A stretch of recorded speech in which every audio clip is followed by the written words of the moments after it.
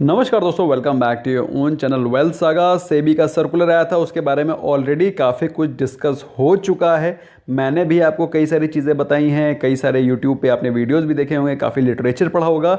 उसका सेबी का फिर से एक क्लैरिफिकेशन आया है, उसको समझने की कोशिश करेंगे। बेसिकली सेबी ने उसमें 3 पॉइंट मैसेज दिया है।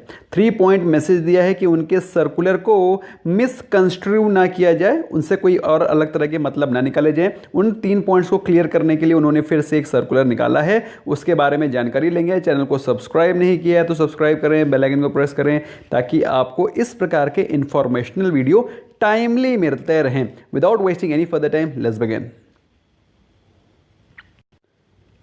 दोस्तों, सेबी के डायरेक्शन के मुताबिक जो उन्होंने नया सर्कुलर जारी किया है, उसमें उन्होंने बोला क्या है? उन्होंने बोला है कि ये जो स्कीम लाई गई है of categorisation of mutual funds, mid cap mutual funds, जिसमें कि उन्होंने डायरेक्शन दिया है कि 25% जाएगा लार्ज कैप, 25% मिड कैप और 25% स्मॉल कैप, बाकी 25% की फ्लेक्सिबिलिटी म्यूचुअल फंड के पास रहेगी, ताकि वो जिस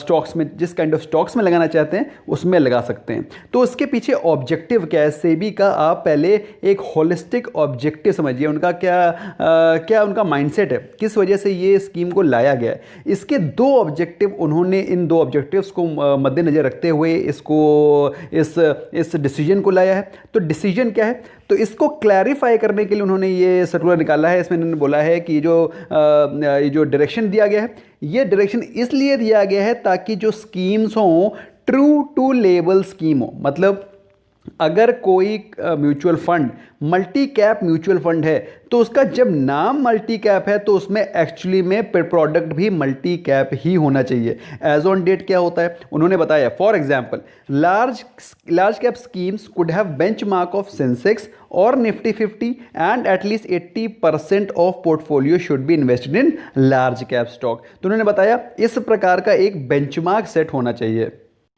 उन्होंने ये बोला कि भाई अगर आपने मल्टी कैप नाम रखा है तो उसमें मल्टी कैप में हर एक हर एक मार्केट कैप का इक्वल रिप्रेजेंटेशन होना चाहिए, ताकि वो ट्रू टू लेबल स्कीम हो। अभी तक उन्होंने बताया, उन्होंने एग्जांपल देकर के ये भी बताया अभी तक क्या हो रहा है। उन्होंने बताया कि it has been recently observed, अभी ऑब्जर्व किया गया है कि मल्टी कैप स्कीम नाम तो मल्टी कैप स्कीम है, बट उन्होंने पोर्टफोलियो को इस प्रकार से स्क्यू कर रखा है, इस प्रकार से बना रखा है म्यूचुअल फंड ने कि 80% का जो इन्वेस्टमेंट है वो लार्ज कैप स्टॉक में घुसेड़ रखा है। इसका मतलब क्या हुआ? ऑल्दो नाम उसका मल्टी कैप है, लेकिन 80% अगर उसमें लार्ज कैप हुए तो वो मल्टी कैप कहां से हुआ भाई? बताइए आप जरा। अगर वो मल्टी कैप होगा तो उसमें equal representation of mid cap small cap तो होना चाहिए ना। अगर मैंने पैसा लगाया ये सोच करके कि मेरा कुछ पैसा स्मॉल कैप और मिड कैप में लग रहा है, ताकि अगर स्मॉल कैप और मिड कैप में तेजी आएगी तो मुझे उसका बेनिफिट मिलेगा, लेकिन उसमें बेनिफिट मुझे मिल ही नहीं पा रहा है क्योंकि उसमें 80% तो लार्ज कैप स्टॉक घुसेड़ रखे। तो ये बेसिकली क्लैरिफिकेशन सेबी की तरफ से आया है। उन्होंने बताया है कि ये ट्रू टू लेबल स्कीम रखने के कारण ही उन्होंने इस डिसीजन को लाया है। और सेबी ने इस बात को भी क्लैरिफाई किया कि कुछ मीडिया के सेक्शन मतलब कोई जिसको जो समझ में आ रहा है रिप्रेजेंट कर रहा है, जिसको जो समझ में आ रहा है बोल रहा है। लेकिन मैंने आपको बताया दोस्तों, इससे कुछ और मतलब नहीं निकालना चाहिए। इसका सिंपल और क्लियर कट डायरेक्शन यही है कि 25% और 25%, और इसके अलावा और इसका कोई मतलब नहीं है। उन्होंने बोला है कि some sections of media have reported various views, अपने अपने व्यूज ठोके आ रही है जनता, लेकिन उसका मतलब ये नहीं है। उन्होंने बोला है इसका मतलब क्या है? उसका मतलब क्या है? SEBI would like to clarify that mutual funds have many options. Mutual fund के पास कई सारे ऑप्शन हैं इसको इंप्लीमेंट करने के लिए। अब क्या क्या ऑप्शन है उन्होंने बताया? या तो पहले रीबैलेंस कर सकते हैं पोर्टफोलियो। रीबैलेंस मतलब अपने लार्ज कैप स्टॉक को सेल कर दें और उसमें मिड कैप और स्मॉल कैप ऐड कर दें। यह तो हो गया पहला तरीका।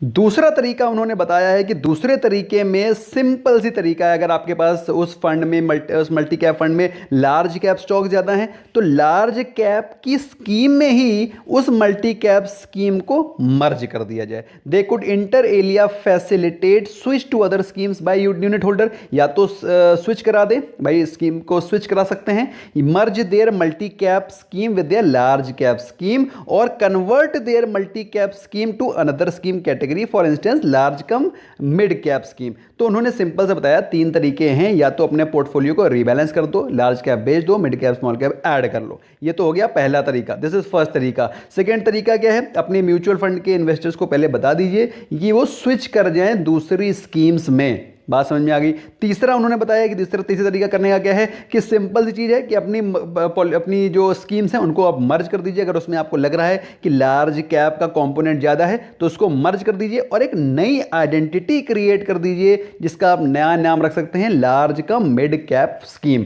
तो ये 3 तरीके उन्होंने बताए हैं, सुझाए हैं, जिससे कि म्यूचुअल फंड अपने हिसाब से इसको प्लान कर सकते हैं। अब काफ़ी सारे मार्केट में रूमर्स थे कि मंडे को मार्केट क्रैश होगा, मंडे को मार्केट गिरेगी, लार्ज कैप स्टॉक बिकेंगे।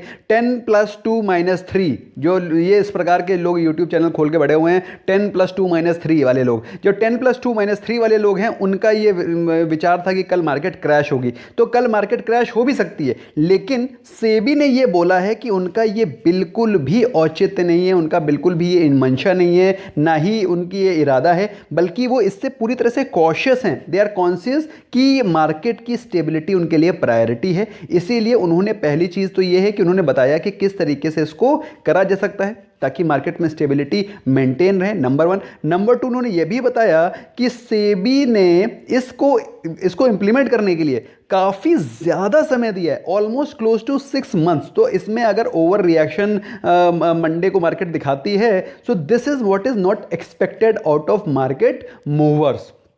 तो भाई अगर कल आप सोच रहे हैं कि निफ्टी क्रैश कर जाएगा, तो भाई इस न्यूज़ के चलते तो निफ्टी कल क्रैश नहीं करना चाहिए, एटलीस्ट इस न्यूज़ के चलते। क्यों? क्योंकि इसके लिए सेबी ने ऑलरेडी 6 मंथ्स का टाइम दिया है। 31 जनवरी 2021, 31 जनवरी में अभी आने में ना 6 महीने हैं। तो ऐसे में 6 महीने में अपने पोर्टफोलियो को रीबैलेंस करने के लिए म्यूचुअल फंड्स को समय दिया गया है, इससे ताकि कोई भी इम्बैलेंस ना आए, मार्केट में स्टेबिलिटी मेंटेन रहे। अब बात आती है आपको क्या करना है। भाई सिंपल सी चीज़ है, अगर आप इन्वेस्टर हैं, if you are an investor, आपको बिल्कुल भी टेंशन लेने की ज़रूरत नहीं है। ये काम म्यूचुअल फंड्स वालों का है। इसमें आप या फिर अननेसेसरी का पैनिक ले करके कि भाई कल निफ्टी क्रैश होगा या आपके म्यूचुअल फंड बर्बाद हो जाएंगे, इस तरह के जो न्यूज़ आ रही हैं 10+2-3 वाली, तो कृपया करके उनसे दूर रहें, पैनिक मत हो। आपसे ज़्यादा बहुत ज़्यादा कॉशियस लोग हैं मार्केट में, आपसे ज़्यादा कॉशियस म्यूचुअल फंड का मैनेजर है जिसको मालूम है कि आपके म्यूचुअल फंड को कैसे मैनेज करना है। उसी के लिए आप 2% का उसको आप एक्सपेंस रेशो दे रहे हो।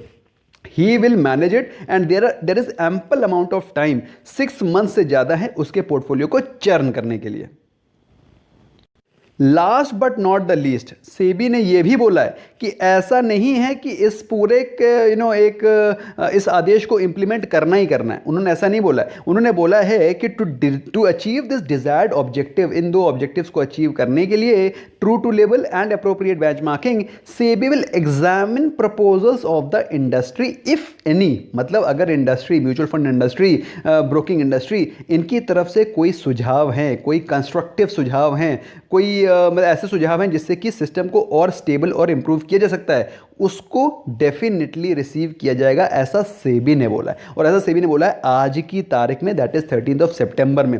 इसलिए इस चक्कर में आप अगर सोच रहे हैं कि मैं अपना मिड कैप का म्यूचुअल फंड कल मैं बेच दूंगा, या फिर कल मैं अपने पोर्टफोलियो को बेच दूंगा, या फिर कल मैं कोई नया कदम उठा लूंगा, ऐसा नहीं करना है। आपको अपने स्टॉक स्पेसिफिक ही रहना है, आपको अपने अच्छे स्टॉक्स को रडार पे रखना है, उनके जीटीटी ऑर्डर्स को लगा के रखना है, ताकि बाई चांस कोई गलती करे, if somebody does any mistake of selling their stocks, ताकि आपके झोली में छटाखट जीटीटी ऑर्डर में वो स्टॉक्स आपके पोर्टफोलियो में ऐड होते चले जाएं। दूसरों की गलती, दूसरे का दिवाला, आपकी दिवाली होनी चाहिए, ना कि आप दूसरे के दिवाले में शामिल हो जाएं और दिवाली कोई और मना रहा हो। बात समझ में आ रही है? तो 10+2-3 वाला काम नहीं करना है। प्लीज़ कृपया करके, for God sake, do not do anything which should be against against your personal अपने पोर्टफोलियो की शीशा लेदर करने की जरूरत नहीं है। बी कॉशियस, बी काम, एक डिसीजन है जो कि मेरे हिसाब से मार्केट में बहुत सारे समझदार लोग हैं, समझदार तरीके से इस सिचुएशन को मैनेज किया जाएगा। That is all I wanted to clarify, क्योंकि काफ़ी ज़्यादा पैनिक था काफ़ी ज़्यादा मेंबर्स पैनिक थे, काफ़ी ज़्यादा इसमें भसड़ मची हुई है। तो मैंने सोचा इसका एक आपके लिए सेपरेट वीडियो बना करके पोस्ट कर दूं, ताकि आपको पैनिक होने की एक भी पैसे की ज़रूरत इस केस में एटलीस्ट नहीं है। Thank you so much for giving your precious time friends. Bye bye for now and wish you all a very happy investing as well. Bye bye.